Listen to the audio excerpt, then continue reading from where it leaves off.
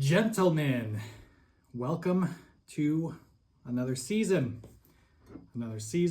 Some more drinks, more complicated stuff, I suppose.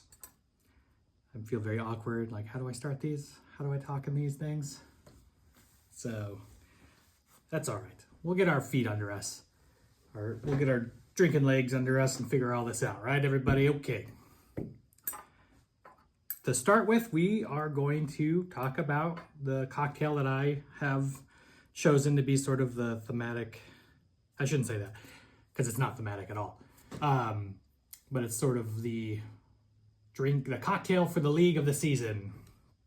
I do feel like when I first started doing all this, that like I had intended on like all these drinks and cocktails and everything having some sort of matching theme or idea or point to it all. I feel like that's gone out the window, but who cares? It's fun anyway, right? All right, so the drink that I have chosen for this season is called the Slope. This is sort of a twist on a Manhattan. I think I've talked about in past videos that like pretty much any cocktail you have, you can like almost like taking fractions and lowering all the digits to like the lowest common thing or whatever. You can do that with all cocktails down to like one basic recipe. Even the Manhattan is just like a variation on a martini, vermouth and spirit. So anyway, this is a variation on a Manhattan, and it's delicious. I love it very much. It's a strong drink. So I do recommend if you are planning on having more than one of these that you do so in your own home or have a taxi's number handy. Nobody uses taxis anymore except for me, I guess. All right, whatever. Let's get started on making this drink because I'm thirsty and I want to drink it. So, I'll put the recipe above me somewhere. Full disclosure, I have like a new like tripod thing for my phone to videotape with this, and so I have no idea how well it's working. Like I did tests and stuff, but for all I know, you can just barely see like my face and stuff. I suppose if that's the case, I'll probably just re-record and you won't even hear this, so who knows. But you'll see the recipe or whatever above me. I do have to admit that I am doing like a kind of a variation on the variation of this in the sense that what I am making is called the Southern Slope, which is basically using a more specific whiskey and vermouth and changing up the bitters. But that's just because that's how I like it specifically. But the base, it's all the same regardless. So you'll see in the recipe, it calls for rye. Again, as I always say, you can use anything you want. If you prefer bourbon to rye and you don't carry rye at your house, you just have bourbon, then I'll go on, rock on. I've never made this with a Scotch or a Irish whiskey, but I imagine it's still tasty one way or the other. So we will, I will explain the differences of what I'm using versus what's actually listed up there. But again, it's all just like specifics and stuff. So don't worry about it. Right? So as always, we start with the smallest ingredient, which is the bitters, the Angostura bitters. I am using peach bitters because this is the Southern Slope. And I feel like the peach goes really well with the apricot liqueur that's going to be in it as well. So I've got the peach bitters and then that said apricot liqueur. Open up, you. Yeah, I feel very strange. Like I'm already doing this wrong somehow. So go ahead and throw it in the comments if you think I'm a nut job or I'm a weirdo. And this is all wrong, all wrong. I don't think it is though. We're fine. Everything's fine. We're all groovy. I do have questions. wasn't necessarily expecting questions on this first video, but I'm happy to see that I have some. And they're both from Brian, so whatever. First one is, does it feel like the liquored up season is starting earlier than normal this year? Kind of, it does. But then again, like, I don't know, week 0 seems like a normal draft time, right? Like, in fact, if anything, I feel like our draft is later than normal. But yeah, it just feels, maybe it's because the summer's going by or something, but it does feel a little early. But I mean, that's the way it is. On the other hand, it's been like fall weather here in the Twin Cities this week, so it almost feels perfect for football. After the apricot liqueur is the sweet vermouth. I am specifically using the Punta Mas vermouth, which is like a slightly more bitter sweet vermouth. But that's just what the Southern Slope specifically calls for. Obviously, use whatever sweet vermouth that you normally use. And that'll be 3/4 of an ounce. And that was 1/4 ounce of the apricot liqueur. I don't know if I said it or just relied on you to read about it. But there, I said it. And then, in between this and the next thing, I'm going to answer the second question from Brian. Who in the league will have the most disappointing season?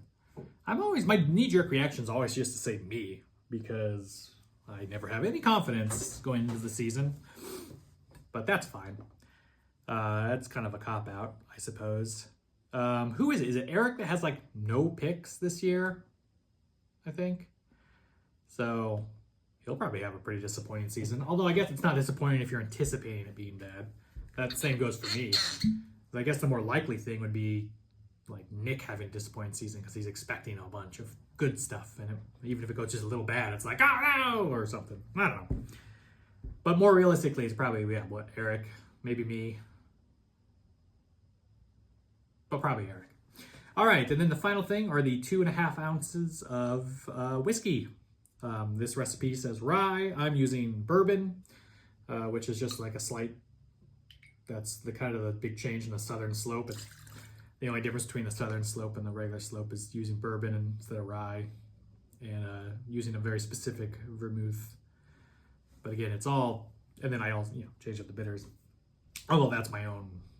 The recipe for the Southern Slope doesn't change the bitters. That's just something I chose to do. Anyway, all to say that it's easy to like change one thing about a cocktail and call it a different cocktail, but it's essentially the same cocktail. Like whatever.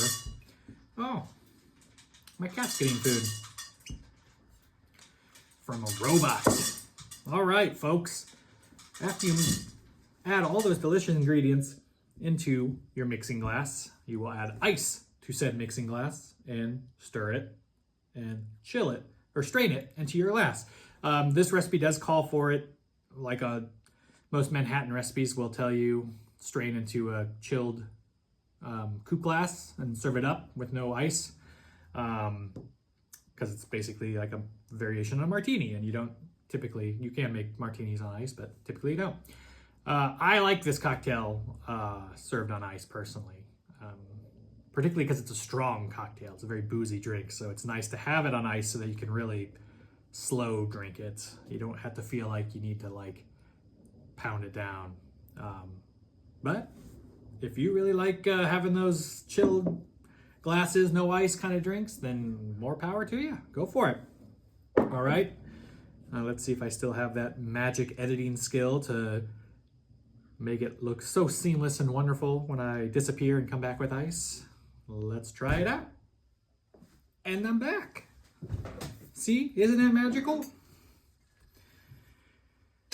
As always, I know I've been made fun of about stirring like a certain number of stirs or seconds or whatever, but I only say that kind of stuff because there's like the International Bartenders Association, like they're insanely obsessive about this thing, these kinds of things, based on like, you don't want to water, like if you're in a competition making martinis, which are stirred typically, the idea is that you want to make sure it comes out and fills the chilled glass perfectly with nothing left. like no actual drink left in the glass. And so if you stir it a little too much and it gets a little too watery, then it won't be the perfect amount, and therefore it's not the perfect amount. Like people get really obscene about it. And I'm a man who likes to get obsessed about things, so I suppose maybe I get into it a little too much.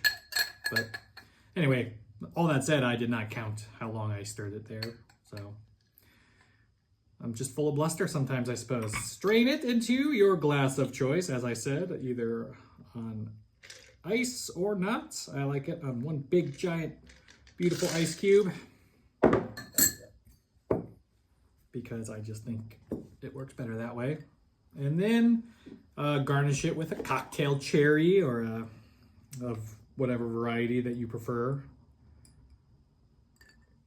And then, and this is the most important part, is you enjoy the cocktail.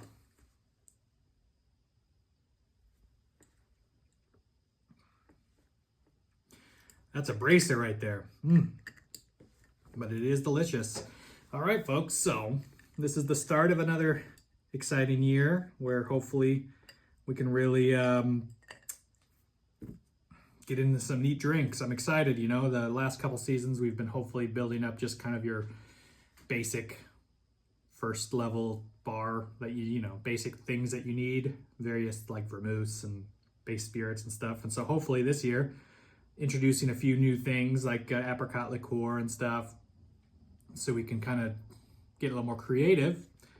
And, you know, maybe one night you're feeling like a Manhattan, but you feel like maybe you want a little something different than your typical one. So you go for a slope, which I think is named after like Slope Park or Slope Street or some other New York-based neighborhood, much like the Manhattan. That's how most of these dumb names get made these days, is they just find a way to cleverly copy an old one. Anyway, I hope you folks, take two. I hope you folks can find the time to make and enjoy one of these great drinks this year and all year round, all season long as the cocktail for this season, the Slope. It's delicious. I do recommend it if you have a chance to make it. And I look forward to another season of making cocktails and playing fantasy football with you guys. And yeah, cheers, gentlemen. And I hope you guys have a pleasant draft tomorrow. Bye.